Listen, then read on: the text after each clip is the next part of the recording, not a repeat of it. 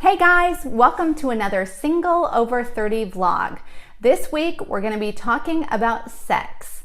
Now, I want to talk about this whole issue of compatibility because you hear people say, well, I need to be compatible with my mate, or I need to make sure that we're compatible. Well, my husband and I were talking about that and we're thinking, what does this exactly mean?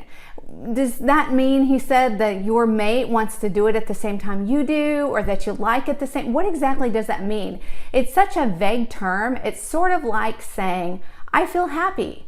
Well, to one person, happiness is this. To someone else, it's that. And so we want to be careful about using terminology like that because it can set us up for a fall. For example, I got an email from a guy a few years ago and he was just livid, really angry, because he said that he and his wife, they had waited to have sex until they were married, like everyone told them they should do, he said. And then he said it was horrible. He said it was like having sex with his sister. And he said that they were headed for divorce because of this issue. So he said that it was a problem and that they should have gone for a test drive first and all this kind of thing. Well, my point about that, or my thought about that was, I thought, what was he thinking? What kind of expectations did he have?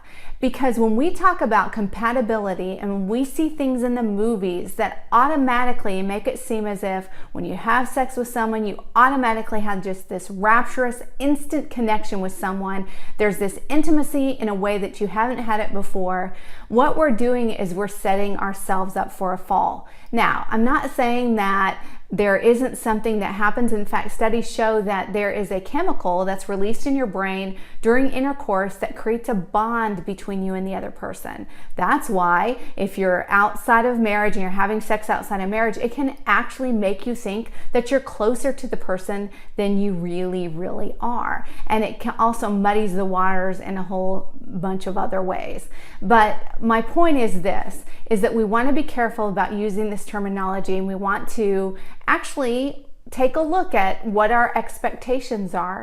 When we talk about compatibility, what happens is lots of times we're looking at ourselves and having our own needs met, and that flies in the face of serving another person. So I encourage you today, if you're thinking about compatibility in this way, to change your mindset about it. I know this is a huge topic. There's a whole lot more that we could say about it, but just remember that sex inside of marriage is about serving another person and loving them the way that God would have you love them. Have a great week, and I'll see you next time.